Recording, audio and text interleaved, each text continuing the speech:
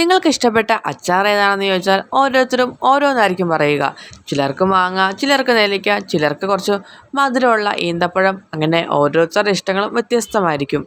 ചിലർക്കാണെന്നുണ്ടെങ്കിൽ അച്ചാറില്ലാതെ ചോറുണ്ണാൻ തന്നെ ബുദ്ധിമുട്ടായിരിക്കും. ഒരു അച്ചാർ മാത്രം മതി ചോറുണ്ണാൻ എന്ന് പറയുന്നവരും ഉണ്ടാകും. ഞങ്ങളുടെ ഫേവറേറ്റ് അച്ചാറുകൾ ഒന്നാണ് മാങ്ങ അച്ചാർ.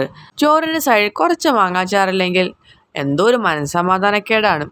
ഇട്ട മാങ്ങ അച്ചാർ കഴിയാനായപ്പോൾ അടുത്തത് സ്റ്റോക്ക് ചെയ്യാനുള്ള പരിപാടിയിലാണ്. ആദ്യം തന്നെ നല്ലെണ്ണയാണ് ഒഴിച്ചു കൊടുക്കുന്നത്. നല്ല പോലെ ചൂടായി വരുമ്പോൾ അതിനകത്തേക്ക് കടുകും, ഉലുവപ്പൊടി ഇല്ലാത്തതുകൊണ്ട് കുറച്ച് ഉലുവയും കൂടി ഇട്ട് കൊടുക്കുന്നുണ്ട്. അത് പൊട്ടി വരുമ്പോൾ അതിനകത്തേക്ക് അരിഞ്ഞ് വെച്ചേക്കുന്ന കുറച്ച് ഇഞ്ചിയും വെളുത്തുള്ളിയും കുറച്ച് കറിവേപ്പിലയും കൂടി ഇട്ട് കൊടുക്കുക. ഇനി ഇതിനകത്തേക്ക് പൊടികൾ ഇട്ട് കൊടുക്കുക. മുളക് പൊടി, അച്ചാർ പൊടി, മഞ്ഞൾപ്പൊടി, കുറച്ച് കായംപൊടിയും കൂടി ഇട്ട് കൊടുത്ത് നല്ലപോലെ ഒന്ന് മൂപ്പിച്ചെടുക്കുക. അതിനുശേഷം കുറച്ച് വിനാഗിരി ഒഴിച്ചു കൊടുക്കുക. വിനാഗിരി തിളച്ച് വരുന്ന സമയത്ത് ഫ്ലെയിം ഓഫ് ചെയ്യാം. ഇനി ഇതിനകത്തേക്ക് മാങ്ങ ഇട്ട് കൊടുക്കുക.